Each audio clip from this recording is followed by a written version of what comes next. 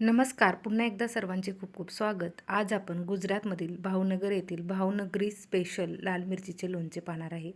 मसालाही आपण घरच्याच घरी तयार करून अगदी कमी साहित्यात स्वादिष्ट असं वर्षभर टिकणारं चवीला अप्रतिम असं हे लोणचं.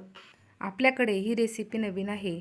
लोणचं वर्षभर टिकावं म्हणून सर्व टिप्ससहित मी येथे व्हिडिओ संपूर्ण टाकलेला आहे, त्यामुळे व्हिडिओ तुम्ही शेवटपर्यंत पहा. सर्वात प्रथम आपण येथे 1 पाव लाल मिरची घेतलेली आहे. ही मिरची चवीला थोडी कमी तिखट असते, परंतु लोणचं याचं खूप छान लागतं. या पद्धतीने मिरची स्वच्छ पाण्याने धुवून घेतल्यानंतर आपल्याला वरच्या साईडचा देठाचा भाग कट करून घ्यायचा आहे आणि आतील जो भाग आहे तो आपल्याला काढून घ्यायचा आहे.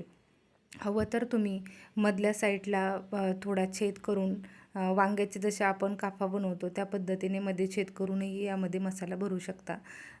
मिरचीचे संपूर्ण देठ काढून झाल्यानंतर सुरीच्या साह्याने किंवा स्पूनच्या साह्याने आपल्याला यातील आतील भाग जो बियांचा भाग आहे तो काढून घ्यायचा आहे.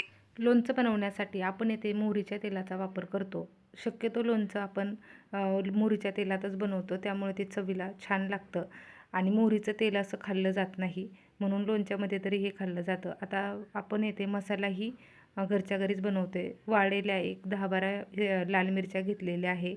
त्यानंतर 2 टीस्पून जिरे, 2 टीस्पून मोहरी, अर्धा टीस्पून ओवा, 2 टीस्पून बडीशेप, अर्धा टीस्पून मेथी बिया आणि 2 टीस्पून धने घेतलेले आहे. हे सर्व साहित्य आपल्याला मंद गॅसवरती एक अर्धा मिनिट भाजून घ्यायचे आहे.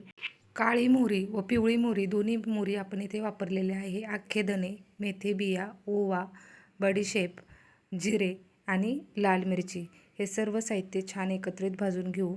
तोपर्यंत दुसरीकडे आपले मोहरीचे तेलही छान उकळलेले आहे. मोहरीच्या तेलाने लोणचं छान होते. मसाला भाजून झाल्यानंतर थंड करायला ठेवू.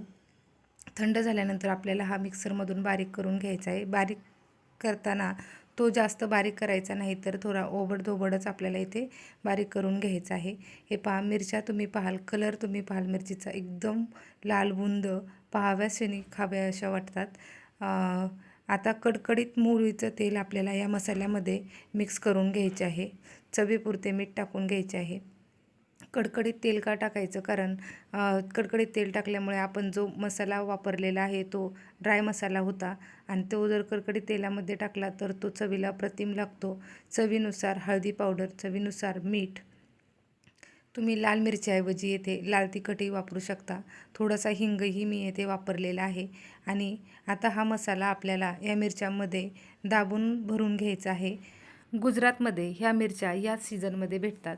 वर्षभर ह्या मिरच्या भेटत नाही आणि सिजनेबल भाज्या किंवा सिजनेबल जे पदार्थ असतात ते खाणेही आपल्या आरोग्यासाठी उपयोगी असतात. कोणतंही लोणचं स्टोअर करण्यासाठी जर चिनी मातीच्या बरणीचा किंवा काचेच्या बरणीचा वापर जर केलं तर ते वर्षभर आरामात टिकते. हे पहा, या पद्धतीने छान असा मसाला आपण भरून घेतलेला आहे आणि काचेची बरणी पूर्णपणे कोरडी करून घेतलेली आहे. उन्हामध्येही थोडीशी तिला सुकून घेतलेली आहे आणि या पद्धतीने सर्व मिरच्या आपल्याला यामध्ये टाकून घ्यायच्या आहे. त्या लोणच्यासाठी शक्यतो मोहरीचंच तेल वापरायचं आहे, कारण मोहरीचं तेल आपल्या शरीरासाठी फायदेशीर असते आणि भाज्यांमध्ये शक्यतो आपण ते खात नाही, तर लोणच्याद्वारेच आपल्या पोटामध्ये ते जाते. लोणचं वर्षभर टिकावं म्हणून इथे भरपूर टिप्स मी इथे सांगितलेले आहे.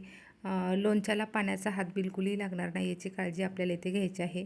आता मोहरीचं तेल पूर्णपणे थंड झाल्यानंतर आपल्याला या मिरचीमध्ये ओतून घ्यायचे आहे. गरम गरम तेल जर तुम्ही ओतलं तर मिरची लूज पडू शकते.